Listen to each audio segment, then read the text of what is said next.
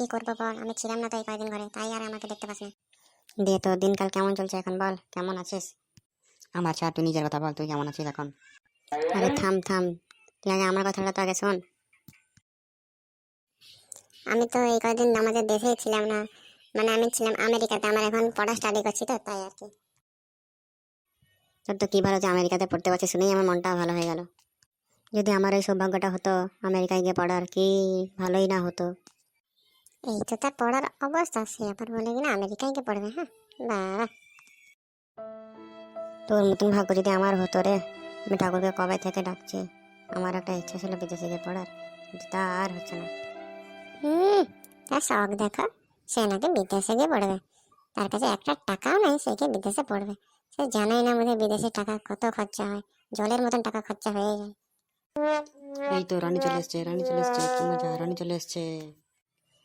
দেখতে পেলে মানে রানী চলে এসছে, রানী চলে এসছে, শান্তিতে আমাকে থাকতেও দেবে না। দেখা মাত্র রানী রানী। রানীর সাথে কি হয়েছে কে জানে, দেখা মাত্র রানী এসছে, রানী এসছে, তার জন্য বিশাল ভালো বন্ধু। দূর দূর, আর এখানে এক মুহূর্তে থাকো না, দু বন্ধু মিলে গেছে, এখন শুধু বক বক করবে শুধু। যাই যাই পালিয়ে যাই, আর থাক না, ভালোই লাগে না, এই দুটো মিশে এখন শুধু বাজার বাজার করে। তা বল রানী, কেমন আছিস? অনেকদিন পর তো তোকে দেখলাম, কি খবর তোর?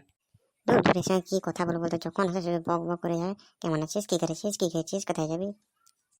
না, এর সঙ্গে রেগে কথা বললে যাবে না, নাহলে বুঝতে পেরে যাবে ব্যাপারটা, এর সঙ্গে এর মতন করেই কথা বলতে হবে।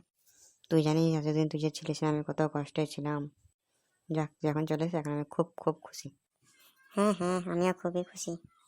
আরে বন্ধু, আমি তো খুশি করে দিয়েছি, দেখা হয়নি। ও ঠিক আছে, কোনো ব্যাপার না, তুই যখন পিছিয়ে গেছিস তাহলে ঠিকই আছে। আমার পিসিটার খুব শরীর খারাপ, তুই জানিস? কি বলিস রে, তোর বেশি শরীর খারাপ? হাই রে, হে ভগবান, শুনে আমার মনটা কেমন করলো একটা। এ কি সত্যি বললো নাকি এমনি এমনি বললো? ব্যাপারটা একটু খুঁজিয়ে দেখতে হবে তো।